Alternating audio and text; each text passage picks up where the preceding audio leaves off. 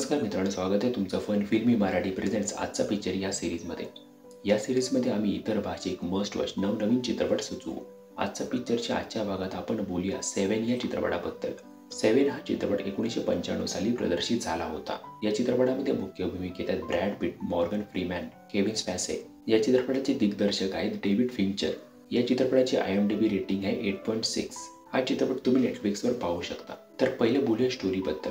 हा चित्रपट दोन डिटेक्टिव्ह भोवती फिरतो, जे एका हत्याकांडामुळे एका सिरियल किलरच्या तपासासाठी आणि त्याला शोधण्यासाठी एकत्र आले आहेत. या दोन डिटेक्टिव्हची नावं असतात सोमरेस्ट आणि दुसरा असतो मिल्स. ज्या सिरियल किलरच्या शोधात ते असतात ना त्याचं नाव माहिती असतं ना चेहरा. तो असा सिरियल किलर असतो जो फिलॉसॉफिकल आहे. प्रत्येक हत्येमागे त्याचा काही तर्क आहे आणि ही फिलॉसॉफी 7 पाप यांच्या भोवती फिरते. तो त्याने केलेल्या प्रत्येक हत्येचं समर्थन करतो.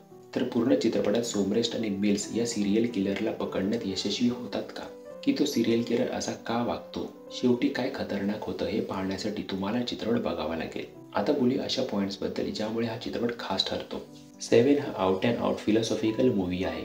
7 पाप आणि 7 प्रकारे माणूस मरू शकतं याभोवती हा चित्रपट फिरतो. इतकंच नाही तर प्लॉटमध्ये एक निवृत्तीच्या जवळ असलेला डिटेक्टिव्ह आणि दुसरा तडफदार तपास करण्यासाठी खूप मेहनत घेणारा, आपल्या बायकोसोबत प्रामाणिकपणे राहणारा तरुण डिटेक्टिव्ह यांची जुगलबंदी सुद्धा आहे.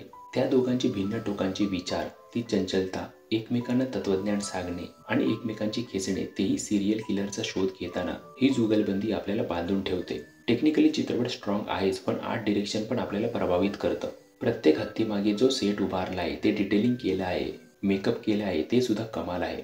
शेवटची 15 मिनिटं चित्रपट आपली उत्सुकता ताणून ठेवतो. त्या बॉक्समध्ये काय आहे हे बघण्यासाठी आपण सुद्धा आतुर असतो. आपल्या डोक्यात अनेक विचार आणि तर्कवितर्क येऊ लागतात आणि ह्याच्या श्रेय डिरेक्टर यांना जातं.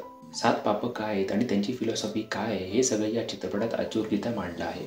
आपल्या भावनांवर विजय कसा माणूस मिळवू शकतो, समाज कसा वागतो, समाज त्याबद्दल काय विचार करतो. त्यानंतर विलन फक्त शेवटच्या 15-20 मिनिटांसाठी आहे, पण तो पूर्ण स्क्रीन प्रेझेन्स खाऊन टाकतो. ज्याप्रमाणे कारमधील विलन आणि या दोन डिटेक्टिव्ह मधील संवाद दाखवले आहेत, ती एंगेजमेंट आपल्याला बांधून ठेवते. तर हा आउट अँड आउट फिलॉसॉफिकल चित्रपट तुम्ही एकदा नक्की बघितला पाहिजे. तर या भागात इतकंच. भेटू पुढच्या भागात. तोपर्यंत चॅनलवरचे अन्य व्हिडिओज नक्की बघा. चॅनलला सबस्क्राईब केलेलं नसेल तर सबस्क्राईब जरूर करा. थँक्यू.